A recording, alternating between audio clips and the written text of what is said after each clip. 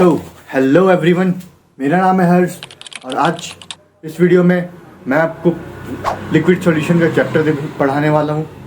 Liquid solution क्या होता है क्या नहीं, उसके सीबीएसई में कैसे क्वेश्चन आते हैं, जेईई मेंस में कैसे क्वेश्चन आते हैं, वो सब देखेंगे हम लोग इस वीडियो में। इस वीडियो को पूरा देखिएगा। चैप्टर शुरू करने से पहले मैं आपको बता दूं कि अगर आप इस वीडियो पर नए हो तो वीडियो को सब्सक्राइब कीजिए, वीडियो पसंद आए तो वीडियो को लाइक कीजिए और कमेंट में बताएं कि आपको नेक्स्ट वीडियो किस में चाहिए। तो चलिए आज चालू करते हैं हम लोग अपना चैप्टर, जिसका नाम है लिक्विड सॉल्यूशन। लिक्विड सॉल्यूशन तो क्या होता है दोस्तों? लिक्विड सॉल्यूशन स्टार्ट करने से पहले मैं आपको कुछ बता दूं। जो हम लोग का शुगर सॉल्वेंट है, सॉल्वेंट और सोल्यूट के बारे में थोड़ा बता देता हूं मैं। तो सोल्यूट क्या होता है? स्मॉल अमाउंट में पार्टिकल प्रेजेंट होता है, particle present in A small amount. तो क्या होता है, जैसे कि शुगर हो गया और प्लस वाटर, जो कि अच्छे से घुल जाए। ऐसा सॉल्यूशन जो कि अच्छे से घुल रहे हैं वो होते हैं homogeneous solution. Water plus sugar या फिर वाटर प्लस साल्ट ले तो क्या होता है कि ये सब्सटेंस जो है एक आपस में पूरे अच्छे से घुल जाते हैं, जिसका कहलाता है हमारे पास क्या, होमोजीनियस सॉल्यूशन। होमोजीनियस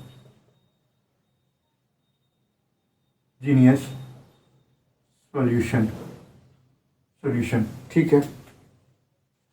अब वो सब्सटेंस जो आपस में ना घुले, जैसे कि वाटर प्लस स्टोन, तो ऐसे सब्सटेंस को क्या बोलेंगे हम लोग? जो वाटर हो गया, उसमें अगर पत्थर डाल दें तो पत्थर तो नहीं घुलेगा ना दोस्तों, पूरे पार्टिकल्स उसके एक दूसरे से कंबाइन थोड़े ना होंगे। तो ये बड़े बड़े पार्टिकल्स जो है, पत्थर हो गए, तो ये आपस में नहीं घुलेगा, तो इसको क्या बोलते हैं? वाटर प्लस स्टोन क्या हो जाता है? ये हेट्रोजीनियस सॉल्यूशन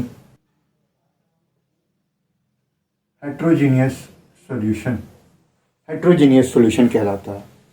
ठीक है। तो सॉल्यूशन क्या होता है? दोस्तों? सॉल्यूशन वो होता है, it is a homogeneous mixture of two or more components. क्या हो जाता है? सॉल्यूशन का डेफिनेशन अगर लिखे, सॉल्यूशन का अगर डेफिनेशन लिखे तो क्या हो जाएगा दोस्तों? Homogeneous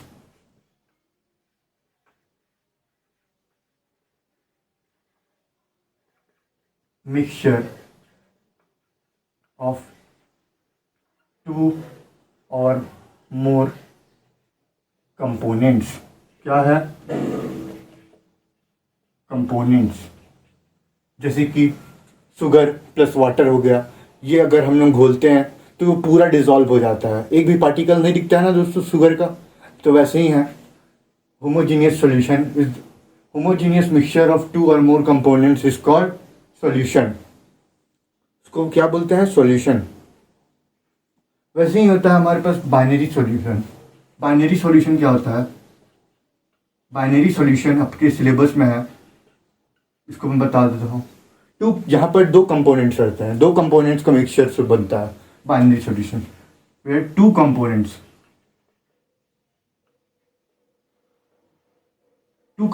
are present is called binary solution. अब देखते हैं हम लोग देखते हैं सॉल्यूट और सॉल्वेंट क्या होता है। तो सॉल्यूट क्या होता है? Which is present in A small quantity, which is present in a small amount, which is present in a small amount।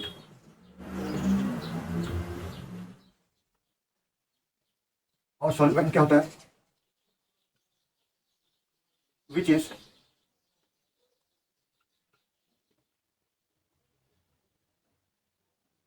present in large amount। इसका एग्जांपल क्या हो गया सॉल्यूट का एग्जांपल हो गया हमारे पास शुगर, साल्ट, ये सब क्या है? सॉल्यूट है, जो कि डिसॉल्व होता है वाटर में। और सॉल्वेंट जो लार्ज क्वांटिटी में है, क्या हो गया हमारे पास? वाटर। सॉल्वेंट। इसका एग्जांपल क्या हो गया? वाटर। ठीक है, ये हो गया हमारे पास सॉल्यूट और सॉल्वेंट का। तो सॉल्यूशन क्या होता है? सॉल्यूशन होता है solute plus solvent. Solution solution is equal to solute. Solution is equal to solute plus solvent. इसको क्या बोलते हैं? Solution. Mixture of solute plus solvent is equal to solution. कोई भी सॉल्यूशन, जैसे कि हम लोग चीनी में पानी घोलते हैं, चीनी में पानी मिक्स करते हैं, तो क्या हो जाएगा? ये वाटर विथ शुगर सॉल्यूशन, एक सॉल्यूशन हो गया। ठीक है, वैसे ही है ये solution. Solute plus solvent is equal to solution. अब अगला हम लोग देखते हैं, इतना आई होप कि सबको समझ में आ गया होगा। अब अगला हम लोग देखते हैं टाइप्स ऑफ लिक्विड सॉल्यूशन। और अब अगला हम लोग देखते हैं टाइप्स ऑफ लिक्विड सॉल्यूशन। क्या है? टाइप्स ऑफ लिक्विड सॉल्यूशन क्या क्या होता है, इसके कितने टाइप्स है? पहला है सॉल्यूट सॉल्वेंट। सॉल्यूट में क्या हो जाएगा हमारे पास? पहला सॉल्यूट में क्या हो जाएगा? सॉल्वेंट में हम लोग क्या लेंगे, तो उसका लिक्विड सॉल्यूशन में क्या बनेगा?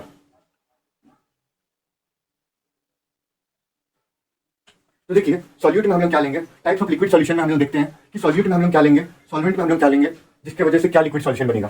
तो सबसे पहला हम लोग लेंगे क्या, अगर हम लोग लेते हैं इथेनॉल को लिक्विड में, लिक्विड सॉल्यूशन लेते हैं, लिक्विड में लेते हैं हम लोग C2H5OH। क्या है? C2H5OH, ethanol. इथेनॉल को लिए, ठीक है, इथेनॉल को लिए विथ वाटर। सॉल्वेंट हमारे पास है लिक्विड वाटर H2O। तो ये क्या बनाता है हमारे पास? लिक्विड सॉल्यूशन बनाता है, लिक्विड सॉल्यूशन बनाता है।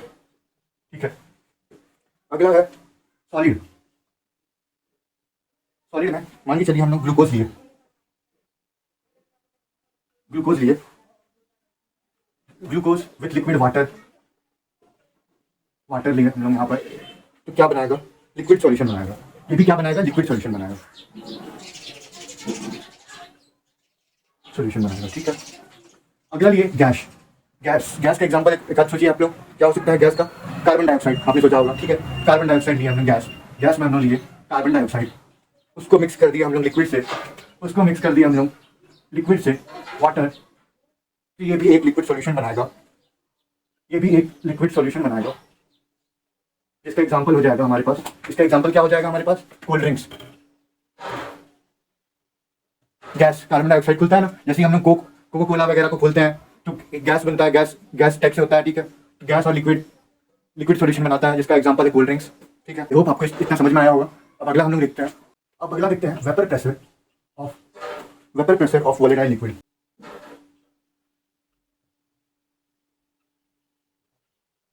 Vapour pressure of volatile liquid क्या होता है? पहले बताइए, वोलेटाइल मतलब क्या होता है? जो वेपराइज हो जाए, ऐसा चीज जो वेपराइज हो जाए उसको बोलते हैं वोलेटाइल। ठीक है, नॉन वोलेटाइल क्या हो जाता है? ऐसा चीज जो वेपराइज ना हो। ठीक है, उसको बोलते हैं नॉन वोलेटाइल सॉल्यूशन। तो इसमें है at constant temperature, at constant temperature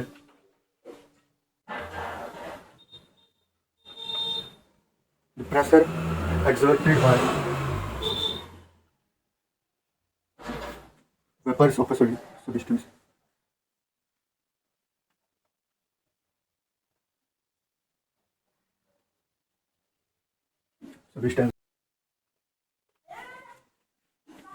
when it is in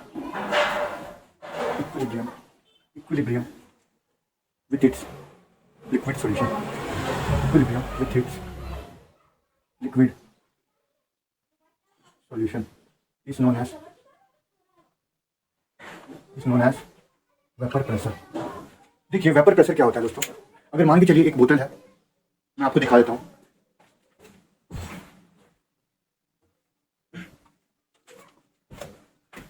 तो देखिए, ये एक बोतल है जिसमें आपको दिख रहा होगा यहाँ पर कुछ वेपर्स जमा हो गई हैं, वेपर्स, और ये पानी इतना है।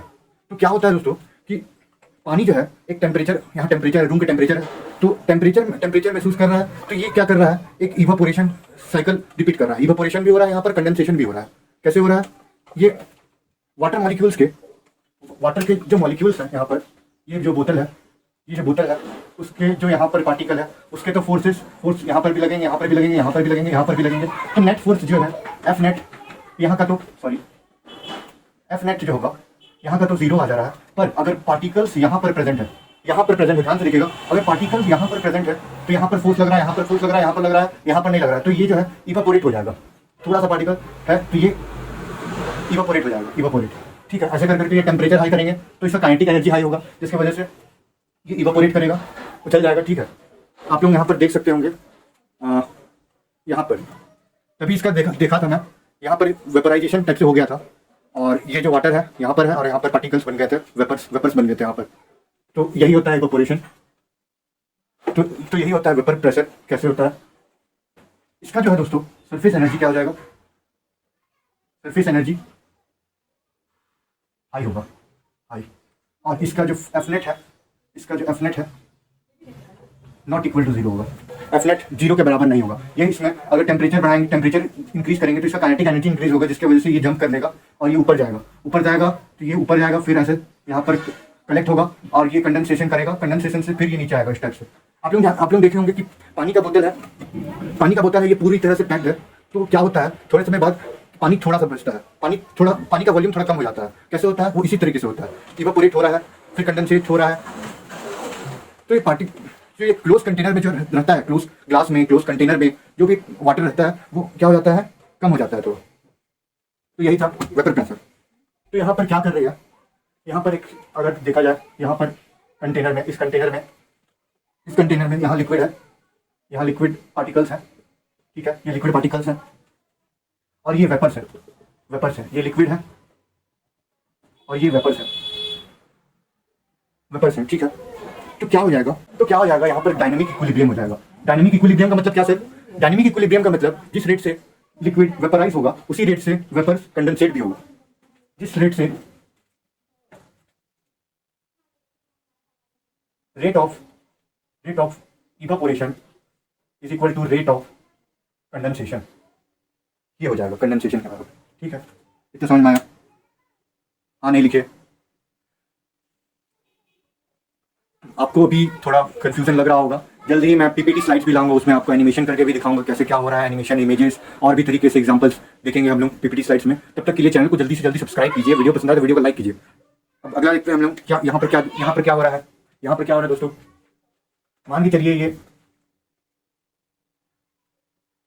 एक्स लिक्विड है, ये एक्स ऑफ गैसेस में कन्वर्ट हो रहा है, तो यहाँ पर क्या हो जा रहा है, ये इवापोरेशन हो जा रहा है, और यहाँ पर क्या हो जा रहा है, कंडेंसेशन हो रहा है। ठीक है, ये एक डायनामिक इक्विलिब्रियम में हो रहा है, यानी कि सेम रेट में हो रहा है। एक तरफ अगर ये इवापोरेट हो रहा है तो एक कंडेंसेट भी हो रहा है उसी रेट में। ठीक है, तो इसका जो इक्विलिब्रियम कांस्टेंट है दोस्तों,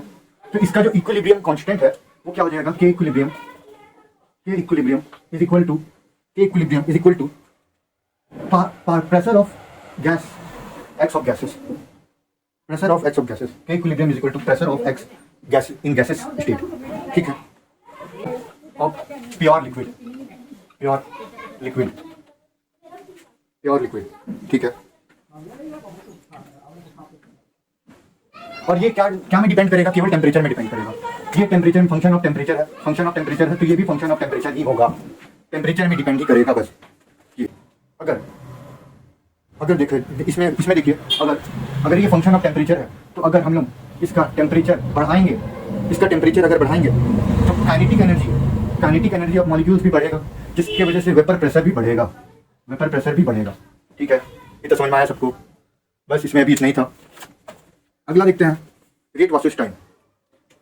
इसका डायरेक्टली क्वेश्चन आता है दोस्तों, इसको मैं मिटा देता हूँ और आपको बताता हूँ। Vapour pressure, rate versus time का ग्राफ कैसे बनता है। रेट वर्सेस टाइम, ये है रेट और टाइम का ग्राफ, ठीक है। रेट ऑफ इवापोरेशन कांस्टेंट है, देखिए रेट ऑफ इवापोरेशन कांस्टेंट रहेगा, पर रेट ऑफ कंडेंसेशन क्या हो जाएगा, यहाँ से टाइम के साथ कंडेंसेशन बढ़ेगा और एक समय में ये इक्वल आ जाएगा, यहाँ पर इक्वल आ जाएगा। ठीक है, क्या हो जाएगा यहाँ पर, rate of evaporation is equal to rate of condensation के बराबर आ जाएगा। ठीक है, rate of forward is equal to rate of backward हो जाएगा यहाँ पर। ठीक है, तो समझ में आया? ठीक है सर, आई होप कि इतना आपको समझ में आया होगा। अब अगला हम लोग देखते हैं क्लैसियस-क्रेपल इक्वेशन। मैं थोड़ा प्रोनाउंस नहीं कर पा रहा हूँ दोस्तों, इसका नाम है पर क्लासियस कैपरॉन इक्वेशन ही बोलते हैं इसको।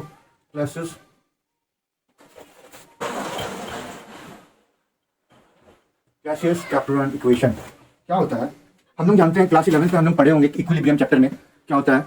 देखिए, एलन एलन केवल K equilibrium K equilibrium 1 upon K equilibrium 2 is equal to direct vapour upon R into 1 upon T2 minus 1 upon T1।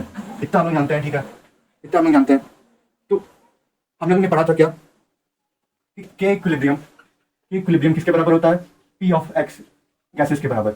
ये तो इसमें डायरेक्टली पुट कर देना है क्या, एलन P1 upon P2 is equal to del H vapour upon R into 1 upon T2 minus 1 upon T1। ये हमारे पास फॉर्मूला आता है डायरेक्टली। ये क्लास 11 का फॉर्मूला है, आप लोगों ने केमिकल इक्विलिब्रियम चैप्टर में पढ़ा होगा। और इसी से हमारे पास जो के इक्विलिब्रियम जो हमारे पास प्रेशर के बराबर वेपर प्रेशर के बराबर आया था वो इसमें लगा देना है, तो हमारे पास आ जाता है ये फॉर्मूला। ये आपको जेई के अंदर मिलेगा, ठीक है, जेई का क्वेश्चन में मिलता है, जहाँ पर क्या है, जहाँ P1 क्या है, वे P1 क्या है, vapour pressure of liquid at T1 kelvin. P2 क्या है, vapour pressure of liquid at T2 kelvin. ठीक है, इतना है आपको समझ में। और यहाँ पर डेल एच क्या है, डेल एच क्या है, ये एंथैल्पी, ठीक है। आर क्या है, रिडबर्ग कांस्टेंट का वैल्यू कितना होता है, यहाँ पर रिडबर्ग कांस्टेंट का वैल्यू कितना हो जाएगा, R H is equal to कितना हो जाएगा हमारे पास 1.1 इंटू 10 टू द पावर 7 पर मीटर, ठीक है। ये आपको आया होगा समझ में, ठीक है। तो इतना तो आपको समझ में आ गया होगा। अब इसका थोड़ा ग्राफ देखते हैं, हम लोग इसका थोड़ा ग्राफ देखते हैं। तो देखेंगे इसका ग्राफ कैसे बनता है, ठीक है। हम लोग जानते हैं क्लास 11 का टॉपिक है कि del G not is equal to minus R T L N K equilibrium, ठीक है। और हम लोग जानते हैं थर्ड लॉ ऑफ थर्मोडायनेमिक्स क्या होता है, थर्ड लॉ ऑफ थर्मोडायनेमिक्स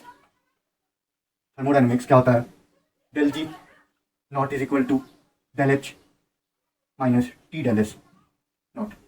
अब इसको हम लोग इससे इक्वेट करेंगे, क्या हो जाएगा, minus R T L N K equilibrium is equal to del H not minus T del S not, ठीक है। इतना हमको समझ में आया।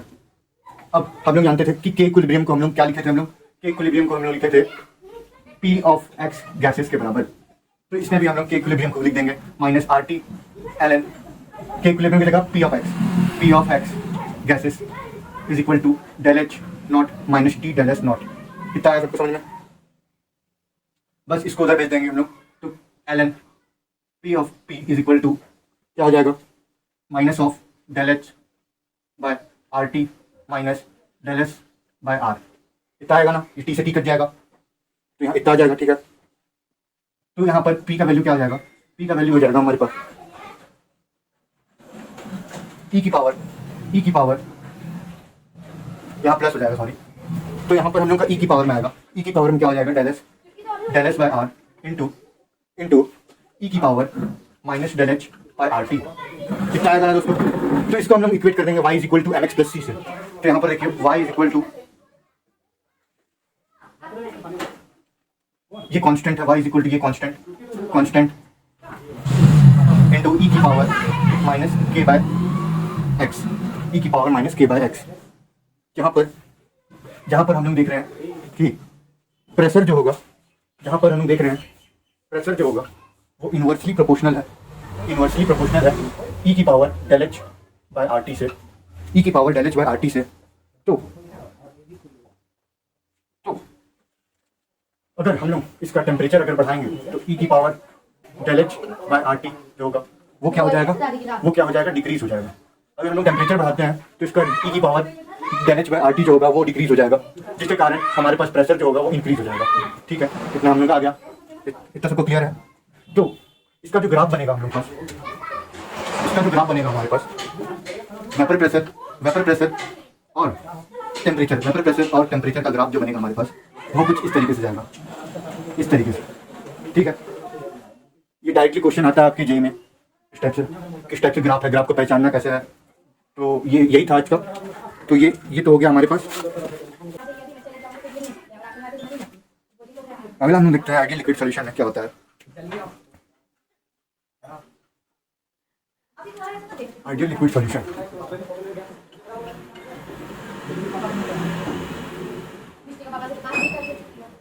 आइडियल लिक्विड सॉल्यूशन में क्या होता है।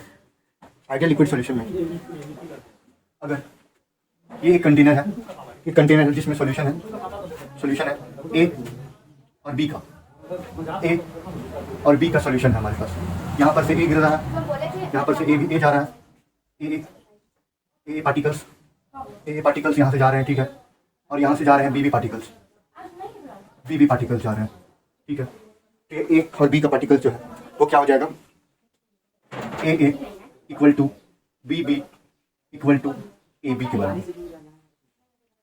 इंटरेक्शन इनका ये हो जाएगा, इंटरेक्शन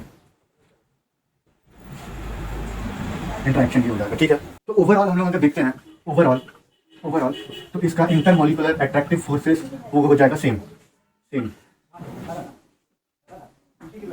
और इसका जो साइज होगा, size of molecule is almost same, ठीक है। इसके एग्जांपल्स कुछ हैं, सॉल्यूशंस के एग्जांपल, इसका कुछ एग्जांपल आपको बताता हूँ, उसके बाद आपको थोड़ा क्लियर हो जाएगा क्या होता है। इसका एग्जांपल है पहला C2H5Cl and C2H5Br, ethyl chlorine, ethyl bromine, ठीक है। अगला एग्जांपल है chlorobenzene and bromobenzene, n hexane and heptane.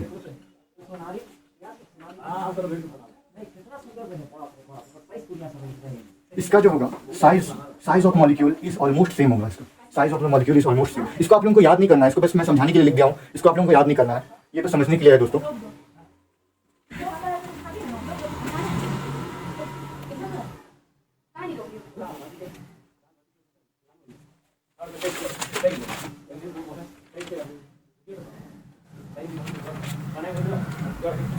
अब अगला हम लोग देखते हैं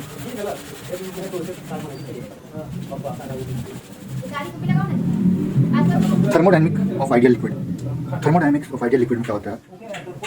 वॉल्यूम ऑफ मिक्सचर जो होगा जीरो होगा।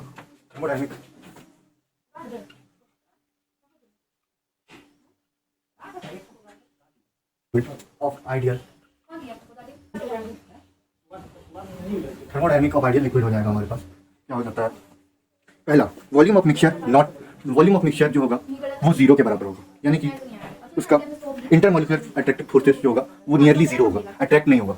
इंटरमॉलिक्यूलर अट्रैक्टिव फोर्सेस, पहला क्या, volume of mixture is equal to zero. Volume of mixture del H del V mixture is equal to zero. Second हम लोग देखें enthalpy of mixture del H mixture, वो भी क्या हो जाएगा, zero.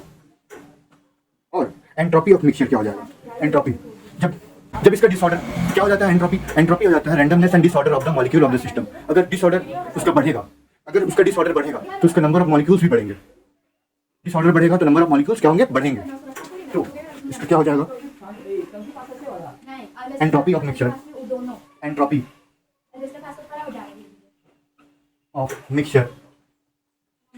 Mixture del H mixture क्या हो जाएगा, ज्यादा हो जाएगा इसका।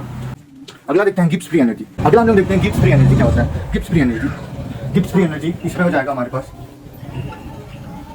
Gibbs energy of mixture del G mixture जो होगा वो नेगेटिव होगा, वो छोटा होगा, नेगेटिव होगा, ठीक है। डेल जी मिक्सचर जो होगा वो नेगेटिव होगा। दो चीजों को मिक्स करने से बन रहा है तो उसका स्पॉन्टेनियस होगा, वो एक स्पॉन्टेनियस प्रोसेस होगा। दो चीजों को मिक्स करके बन रहा है तो ये क्या हो जाएगा, एक स्पॉन्टेनियस हो जाएगा। दो चीजों को मिक्स करके बन रहा है, ठीक है। ये जो दो केसेस हैं ये सेम हो जाएंगे for ideal and non ideal gases के लिए, नॉन आइडियल गैसेस के लिए ये दोनों केसेस जो होंगे वो सेम हो जाएंगे आइडियल के लिए भी और नॉन आइडियल गैसेस के लिए भी, ठीक है। सो हम लोग अपना आगे देखते हैं राउल्ट्स लॉ। राउल्ट्स लॉ क्या होता है?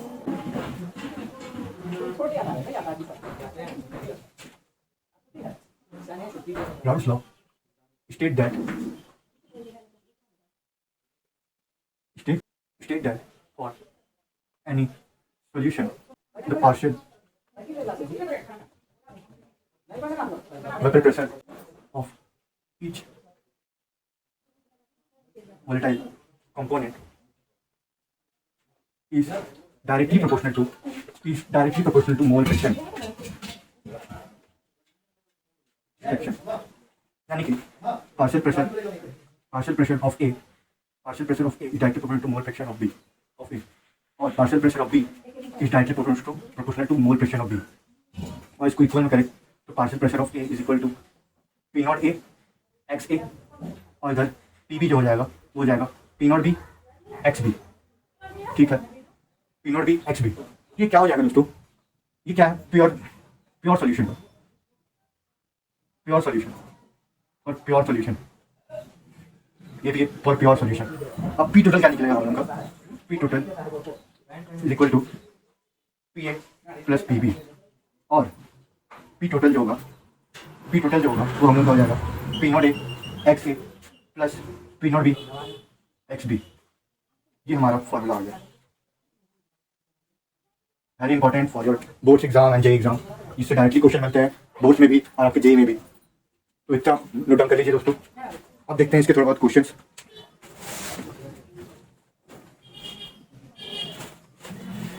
और यहाँ पर जो एक्स है, एक्स क्या है? मोल फ्रैक्शन। एक्स ए एक्स बी जो है वो क्या है? मोल फ्रैक्शन जो कि क्या हो जाता है? X is equal to number of moles in of A upon number of moles in A plus number of moles in B, कुछ इस टाइप से हो जाएगा, ठीक है। और हम लोग बाइनरी सॉल्यूशन का हम लोग जान रहे थे कि binary solution X A plus X B is equal to 1 होता है, ठीक है। X A plus X B is equal to 1 होता है, तो ये होता है हमारे पास राउल्ट्स लॉ। राउल्ट्स लॉ क्या बोलता है? Partial vapour pressure of any solution is directly proportional to the mole fraction of the solution. Board में भी स्टेटमेंट डायरेक्टली लिखना पड़ता है दोस्तों, और ये डायरेक्टली आपको सॉल्व कर दिखाना पड़ता है क्या होता है, और ये पूरा स्टेप तब आपको जाकर मार्क्स मिलता है। तो ये बोर्ड्स के लिए भी बहुत इंपॉर्टेंट है और जी मेंस के लिए भी इंपॉर्टेंट है दोस्तों, तो ये आप लोग नोट डाउन कर लें फिर से। तो आज का इस वीडियो में इतना ही था दोस्तों। आई होप कि वीडियो आपको पसंद आया हो। उससे पहले वीडियो को एंड करने से पहले आपको एक क्वेश्चन दे देता हूँ। तो लिक्विड सॉल्यूशन से क्वेश्चन देखिए, तो इसका आप लोगों को आंसर देना है। क्या होगा? Two liquid A and B form an ideal solution. What is the vapor pressure of solution containing 2 moles of A and 3 moles of B at 300 degree Kelvin? At 300 degree Kelvin, vapor pressure of pure liquid A is 100 torr. Vapor pressure of pure liquid B is 300 torr. तो इसका pressure क्या निकालना है? Total vapour pressure निकालना है। तो कैसे करेंगे दोस्तों इसका सॉल्यूशन? इसको देखते हैं सॉल्व। क्लियर? क्या बोर्ड्स में अगर ऐसा क्वेश्चन आया या फिर जेई में ऐसा क्वेश्चन आया तो कैसे हम लोग को बनाना है वो देखिए। Clear? Moles of A is equal to moles of A, जिसको हम Na बोलते हैं, ये हो जाएगा 2। मोल्स ऑफ बी जिसको बोलते हैं Nb इज इक्वल टू है 3। इतना दिया दे रखा है 2 और 3, ठीक है। तो हम लोग जानते हैं X A mole fraction X A is equal to Na upon Na plus Nb। क्या हो जाएगा? X A is equal to 2 upon 2 plus 3 यानी कि 2/5 आया। तो हम लोग बाइनरी सॉल्यूशन से या फिर बाइनरी सॉल्यूशन से क्या निकालते हैं? X A plus X B. We know that binary solution क्या हो जाएगा? X A plus X B is equal to 1। X A plus X B is equal to 1 होता है, तो क्या हो जाएगा हमारे पास?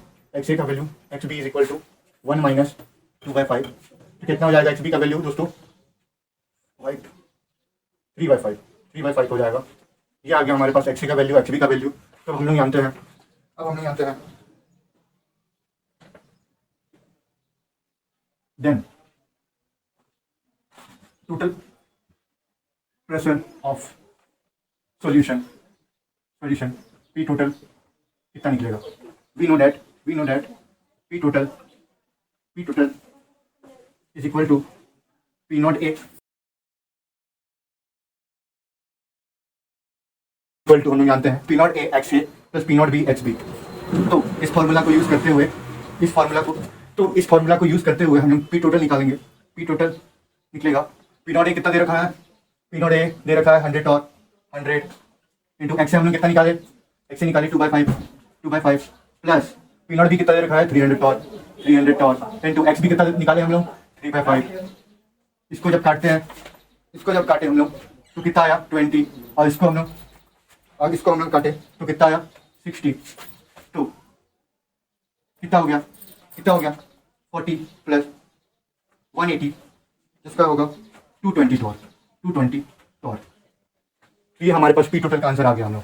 ठीक है, आई होप कि इतना वीडियो आपको पसंद आया होगा। वीडियो को ज़्यादा से ज़्यादा लाइक करें, चैनल पर नए हो तो चैनल को सब्सक्राइब करें। Thanks for watching, bye bye.